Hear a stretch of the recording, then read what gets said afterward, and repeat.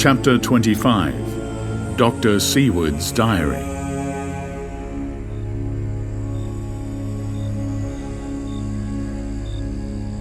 October, evening. Jonathan Harker has asked me to note this, as he says he is hardly equal to the task, and he wants an exact record kept. I think that none of us was surprised when we were asked to see Mrs. Harker a little before the time of sunset. We have of late come to understand that sunrise and sunset are to her times of peculiar freedom, when her old self can be manifest without any controlling force subduing or restraining her or inciting her to action. This mood or condition begins some half hour or more before actual sunrise or sunset, and lasts till either the sun is high or whilst the clouds are still aglow with the rays streaming above the horizon. At first there is a sort of negative condition, as if some tie were loosened, and then the absolute freedom quickly follows. When, however, the freedom ceases, the change back or relapse comes quickly, preceded only by a spell of warning silence. Tonight, when we met, she was somewhat constrained and bore all the signs of an internal struggle. I put it down myself to her making a violent effort at the earliest instant she could do so. A very few minutes, however, gave her complete control of herself. Then, motioning her husband to sit beside her on the sofa where she was half reclining, she made the rest of us bring chairs up close. Taking her husband's hand in hers, she began. We are all here together in freedom, for perhaps the last time. I know that you will always be with me to the end. This was to her husband, whose hand had, as we could see, tightened upon her. In the morning, we go out upon our task, and God alone knows what may be in store for any of us. You are going to be so good to me to take me with you. I know that all that brave, earnest men can do for a poor, weak woman whose soul perhaps is lost. No, not yet, but is at any rate at stake. You will do. But you must remember that I am not as you are. There is a poison in my blood, in my soul, which may destroy me, which must destroy me, unless some relief comes to us. Oh, my friends, you know as well as I do that my soul is at stake, and though I know there is one way out for me, you must not, and I must not take it. She looked appealingly to us all in turn, beginning and ending with her husband. What is that way? Asked Van Helsing in a hoarse voice. What is that way which we must not, may not, take? That I may die now, either by my own hand or that of another, before the greater evil is entirely wrought. I know, and you know, that were I once dead, you could and would set free my immortal spirit, even as you did my poor Lucy's. Were death or the fear of death the only thing that stood in the way, I would not shrink to die here now amidst the friends who love me. But death is not all. I cannot believe that to die in such a case, when there is hope before us and a bitter task to be done, is God's will. Therefore, I on my part give up here the certainty of eternal rest and go out into the dark where may be the blackest things that the world or the netherworld holds. We were all silent, for we knew instinctively that this was only a prelude. The faces of the others were set and Harker's grew ashen grey. Perhaps he guessed better than any of us what was coming. She continued. This is what I can give into the hotchpot. I could not but note the quaint legal phrase which she used in such a place, and with all seriousness. What will each of you give? Your lives, I know. She went on quickly. That is easy for brave men. Your lives are God's, and you can give them back to him. But what will you give to me? She looked again questioningly, but this time avoided her husband's face. Quincy seemed to understand. He nodded and her face lit up. Then I shall tell you plainly what I want, for there must be no doubtful matter in this connection between us now. You must promise me, one and all, even you, my beloved husband, that should the time come, you will kill me. What is that time? The voice was Quincy's, but it was low and strained. When you shall be convinced that I am so charged that it is better that I die that I may live. When I am thus dead in the flesh, then you will, without a moment's delay, drive a stake through me and cut off my head, or do whatever else may be wanting to give me rest. Quincy was the first to rise after the pause. He knelt down before her, and taking her hand in his, said solemnly, I'm only a rough fellow who hasn't perhaps lived as a man should to win such a distinction, but I swear to you, by all that I hold sacred and dear, that should the time ever come, I shall not flinch from the duty that you have set us. And I promise you, too, that I shall make all certain, for if I am only doubtful, I shall take it that the time has come. My true friend, was all she could say amidst fast-falling tears, as bending over, she kissed his hand. I swear the same, my dear Madam Mina, said Van Helsing. And I, said Lord Godalming, each of them in turn kneeling to her to take the oath. I followed myself. Then her husband turned to her wan-eyed and with a greenish pallor which subdued the snowy whiteness of his hair, and asked, And must I too make such a promise, oh my wife? You too, my dearest. she said, with infinite yearning of pity in her voice and eyes. You must not shrink. You are nearest and dearest and all the world to me. All our souls are knit into one, for all life and all time. Think, dear, that there have been times when brave men have killed their wives and their womankind to keep them from falling into the hands of the enemy. Their hands did not falter any the more because those that they loved implored them to slay them. It is men's duty towards those whom they love in such times of sore trial. And oh, my dear, if it is to be that I must meet death at any hand, let it be at the hand of him that loves me best. Dr. Van Helsing, I have not forgotten your mercy in poor Lucy's case to him who loved. She stopped with a flying blush and changed her phrase. To him who had best right to give her peace. If that time shall come again, I look to you to make it a happy memory of my husband's life, that it was his loving hand which set me free from the awful thrall upon me. Again, I swear, came the professor's resonant voice. Mrs. Harker smiled, positively smiled, as, with a sigh of relief, she leaned back and said, And now, one word of warning, a warning which you must never forget. This time, if it ever come, may come quickly and unexpectedly, and in such case you must lose no time in using your own opportunity. At such a time, I myself might be, nay, if the time ever come, shall be, leagued with your enemy against you. One more request. She became very solemn as she said this. It is not vital and necessary like the other, but I want you to do one thing for me, if you will. We all acquiesced, but no one spoke. There was no need to speak. I want you to read the burial service. She was interrupted by a deep groan from her husband. Taking his hand in hers, she held it over her heart and continued, You must read it over me some day, whatever may be the issue of all this fearful state of things. It will be a sweet thought to all or some of us.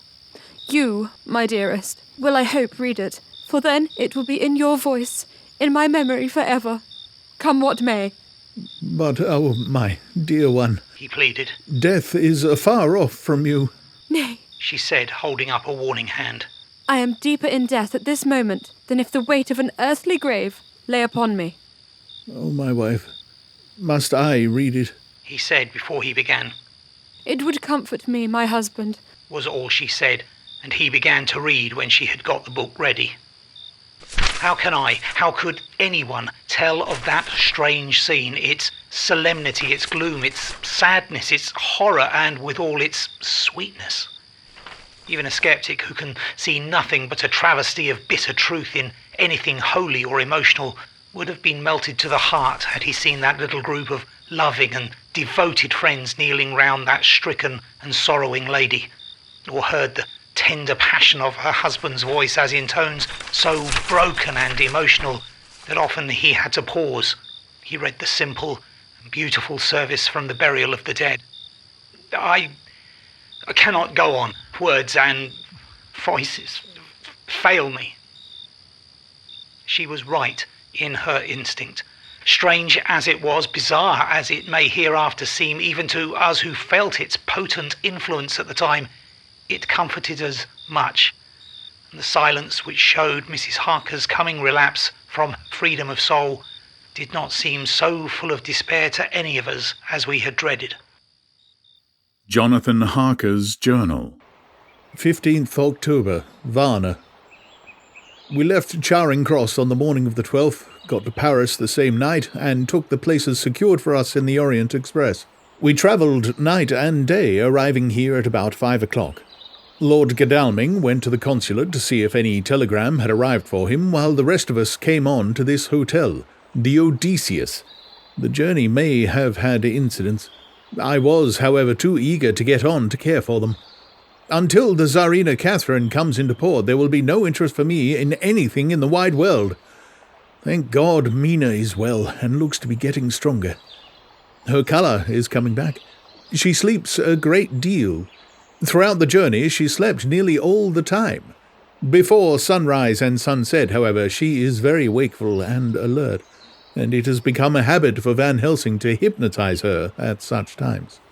At first, some effort was needed, and he had to make many passes, but now she seems to yield at once, as if by habit, and scarcely any action is needed. He seems to have power at these particular moments to simply will, and her thoughts obey him. He always asks her what she can see and hear. She answers to the first, Nothing. All is dark.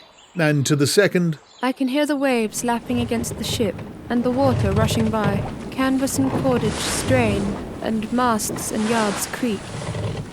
The wind is high. I can hear it in the shrouds, and the bow throws back the foam. It is evident that the Tsarina Catherine is still at sea, hastening on her way to Varna. Lord Godalming has just returned. He had 4 telegrams, one each day since we started, and all to the same effect, that the Tsarina Catherine had not been reported to Lloyd's from anywhere. He had arranged before leaving London that his agent should send him every day a telegram saying if the ship had been reported.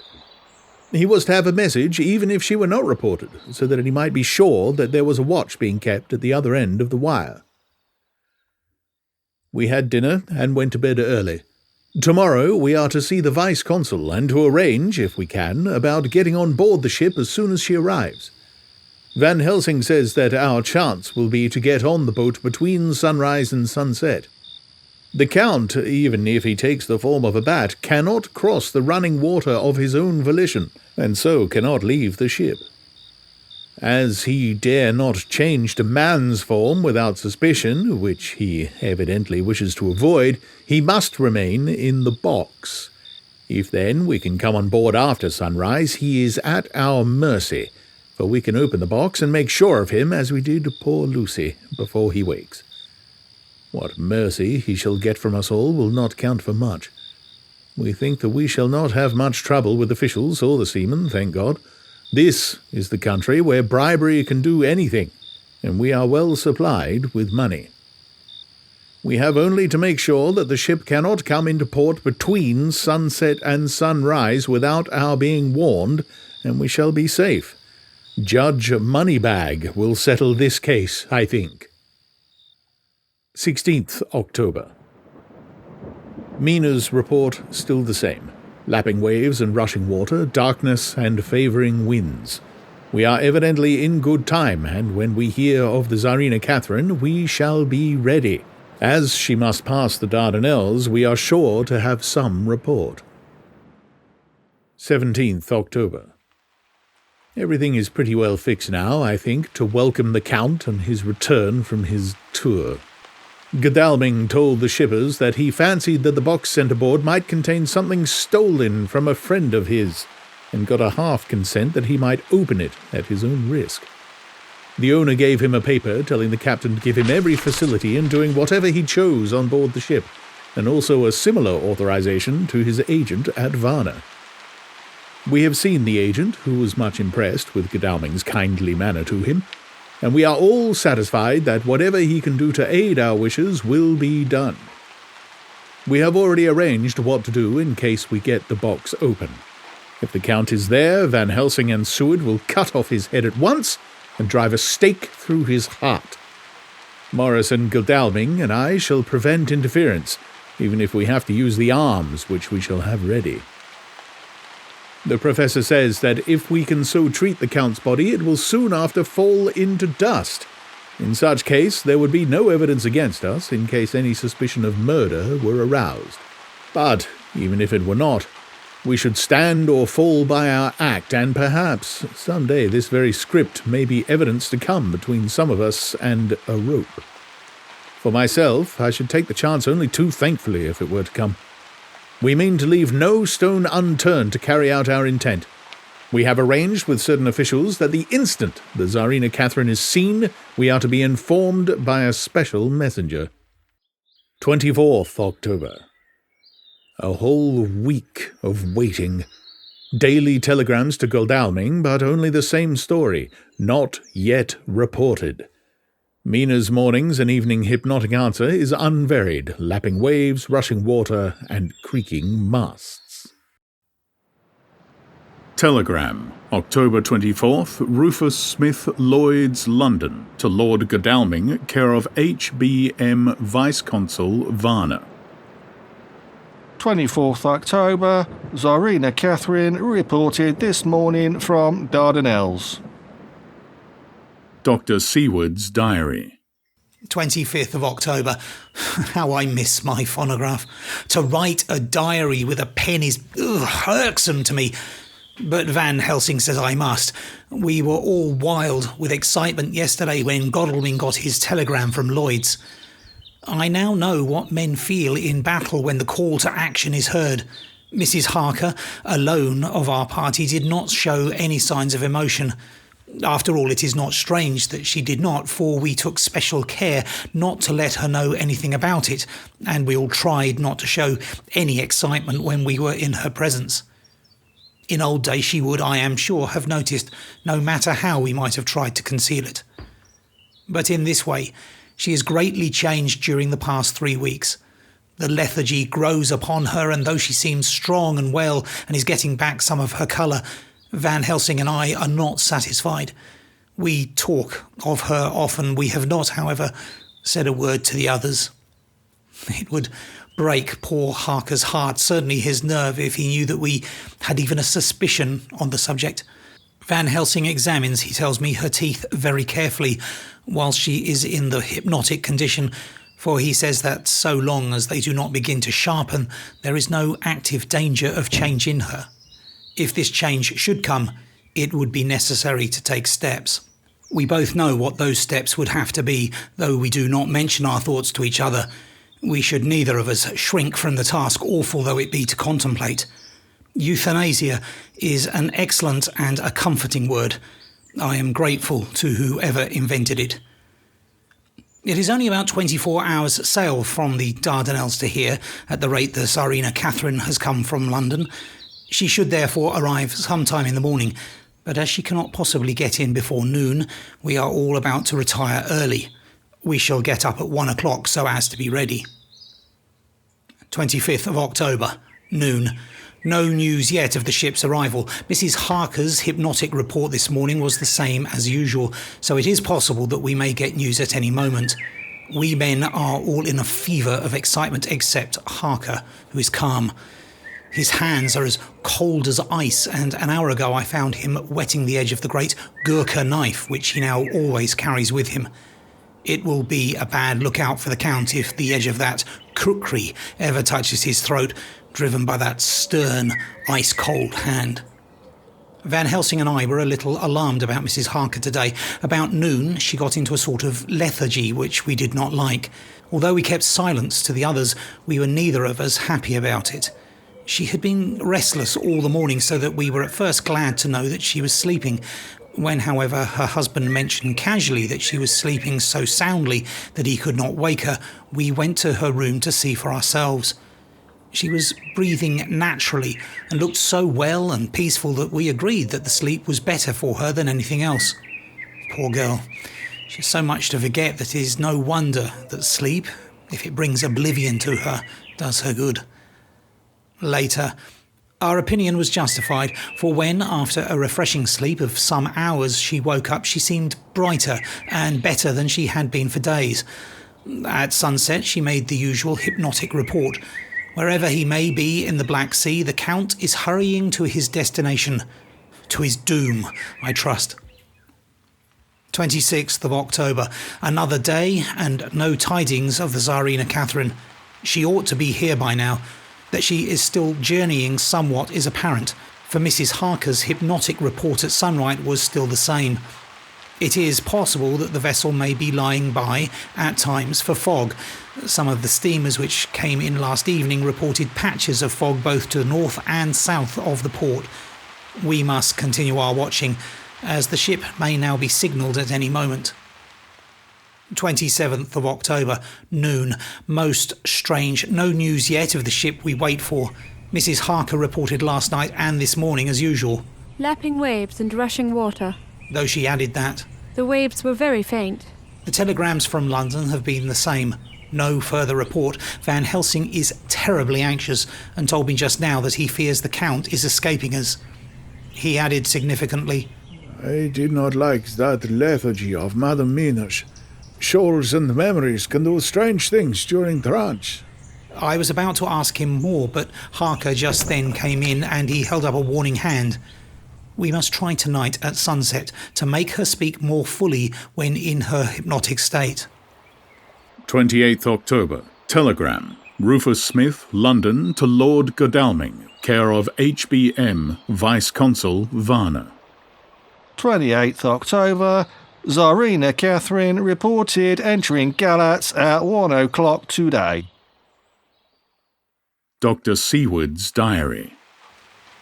28th of October. When the telegram came announcing the arrival in Galatz, I do not think it was such a shock to any of us as might have been expected. True, we did not know whence or how or when the bolt would come, but I think we all expected that something strange would happen. The day of arrival at Varna made us individually satisfied that things would not be just as we had expected. We only waited to learn where the change would occur. Nonetheless, however, it was a surprise. I suppose that nature works on such a hopeful basis that we believe against ourselves that things will be as they ought to be, not as we should know that they will be. Transcendentalism is a beacon to the angels, even if it be a will-o'-the-wisp to man. Van Helsing raised his hand over his head for a moment, as though in remonstrance with the Almighty, but he did not say a word, and in a few seconds stood up with his face sternly set. Lord Godalming grew very pale and sat breathing heavily. I myself half stunned and looked in wonder at one after another. Quincy Morris tightened his belt with that quick movement which I knew so well. In our old wandering days it meant action. Mrs. Harker grew ghastly white, so that the scar on her forehead seemed to burn, but she folded her hands meekly and looked up in prayer.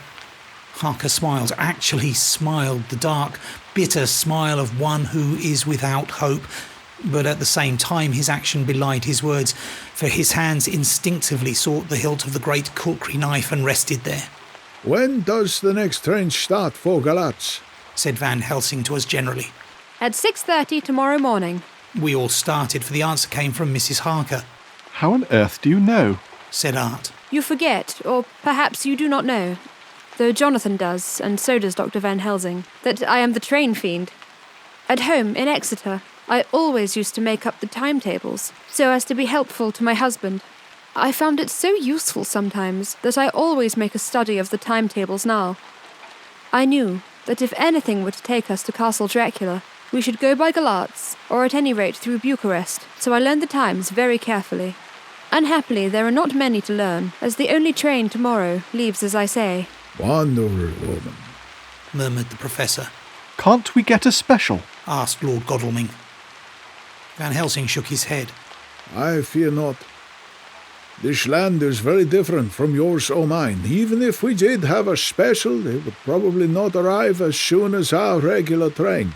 Moreover, we have something to prepare. We must think. Now, let us organize.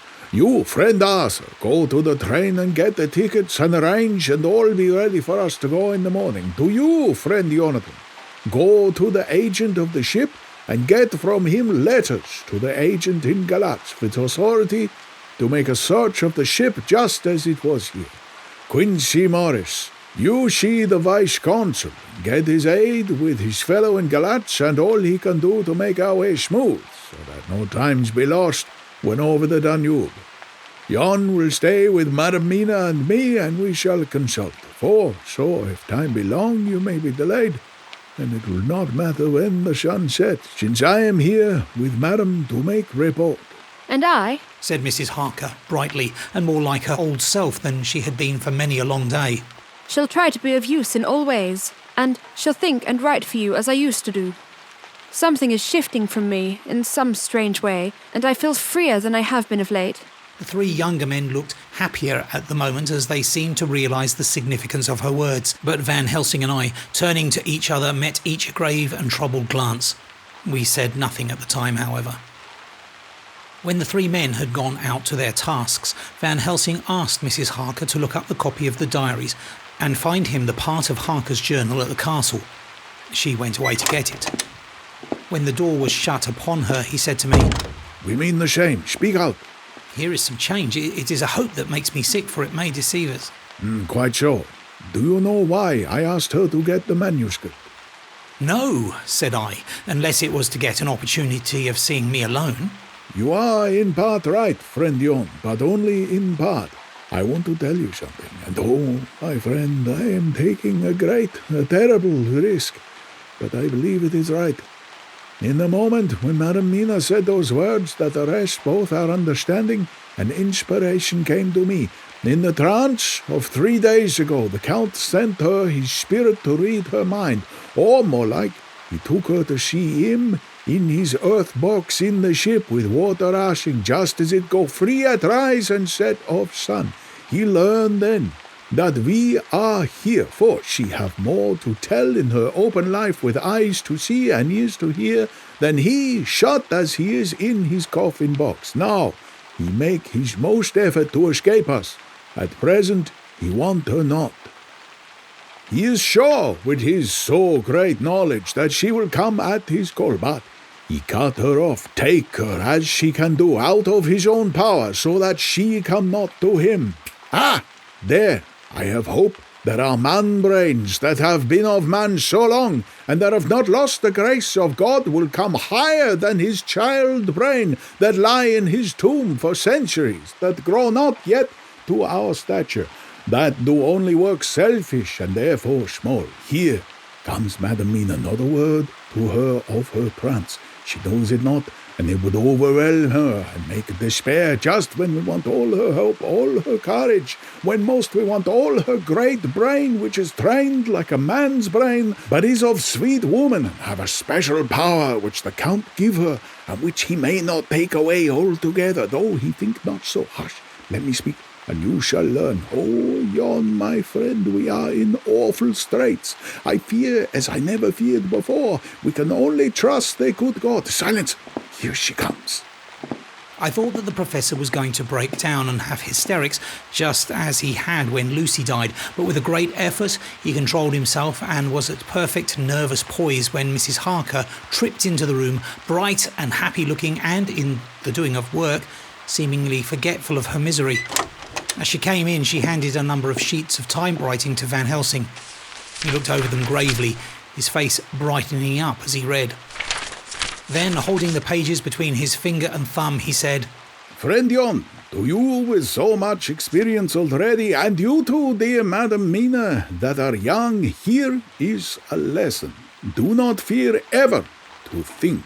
A half-thought has been buzzing often in my brain, but I fear to let him loose his wings. There now, with more knowledge, I go back to where that half-thought came from, and I find that he be no half-thought at all, that be a whole thought, though so young that he is not yet strong enough to use his little wings. Nay, like the ugly duck of my friend Hans Andersen, he be no duck thought at all, but a big swan, though that sail nobly on big wings when the time come for him to try them. See, I read here what Jonathan have written.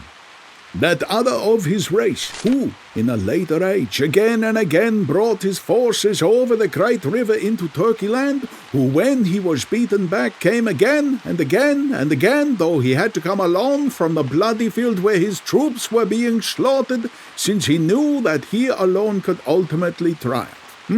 Now what does this tell us? Not much? No!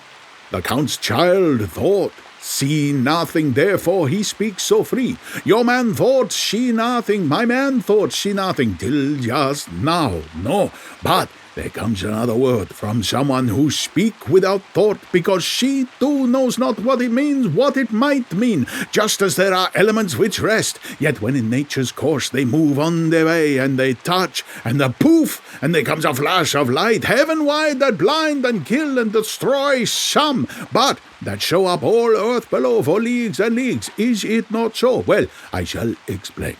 To begin, have you ever studied the philosophy of crime? Yes and no. You yawn, yes, for it is a study of insanity. You know, Madam Mina, for crime touch you not. No, but once. Still, your mind works through and argues not a particular ad universale. This is where peculiarity in criminals, it is so constant in all countries and at all times that even police, who know not much from philosophy, come to know it empirically. That is true. That is to be empiric. The criminal always work at one crime. That is the true criminal who seems predestinate to crime and who will of no other. This criminal has not full man brain. He's clever and cunning and resourceful, but he be not man's stature as to brain. He be of child brain in much. Now, this criminal of ours is predestinate to crime also. He too have child brain, and it is of the child to do what he have done. The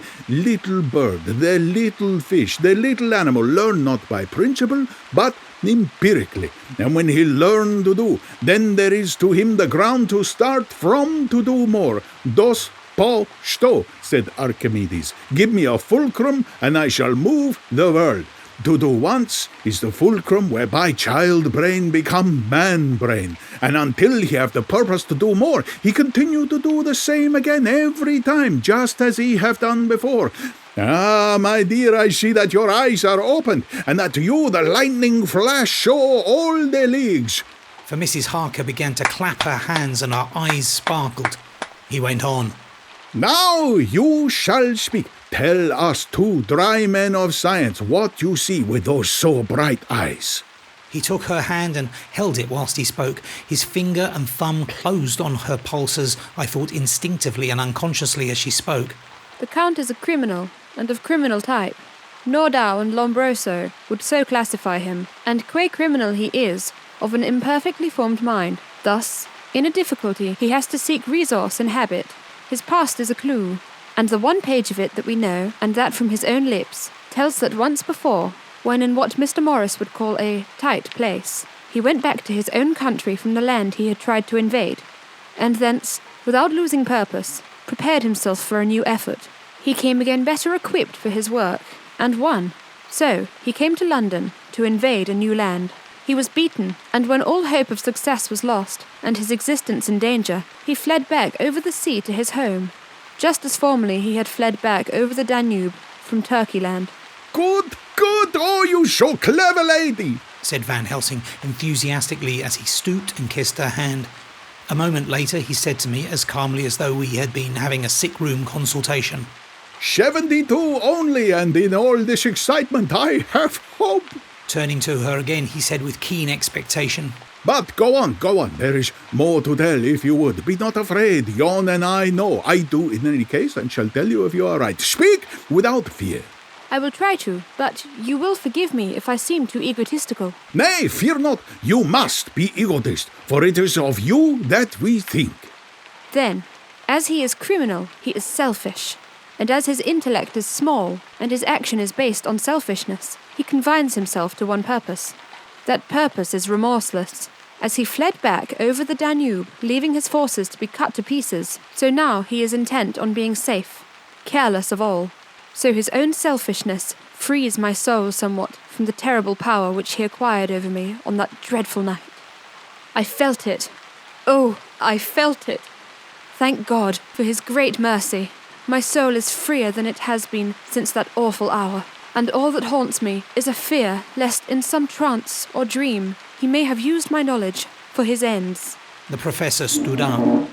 He has so used your mind, and by it he has left us here in Varna, whilst the ship that carried him rushed through enveloping fog up to Galach, where doubtless he has made preparation for escaping from us, but his child mind only saw so far, and it may be that, as ever in God's providence, the very thing that the evildoer most reckoned on for his selfish good turns out to be his chiefest harm. The hunter is taken in his own snare, as the great psalmist says. For now that he think he is free from every trace of us all, and that he has escaped us with so many hours to him, then his selfish child brain will whisper to him to sleep. He think too that as he cut himself off from knowing your mind, there can be no knowledge of him to you. There is where he fail. That terrible baptism of blood which he gives you makes you free to go to him in spirit, as you have yet done in your times of freedom when the sun rise and set. As such times you go by my volition and not by his, and this power to good of you and others you have won from your suffering at his hands. This is now all the more precious that he knows it not, and to guard himself have even cut himself off from his knowledge of our where. We, however, are not selfish, and we believe that God is with us through all this blackness and these many dark hours. We shall follow him, and we shall not flinch, even if we peril ourselves that we become like him. Friend Jon, this has been a great hour, and it has done much to advance us on our way. You must be scribe, and write him all down, so that when the others return from their work you can give it to them, and they shall know as we do. And so I have written it whilst we wait their return, and Mrs. Harker has written with the typewriter all since she brought the MS to us.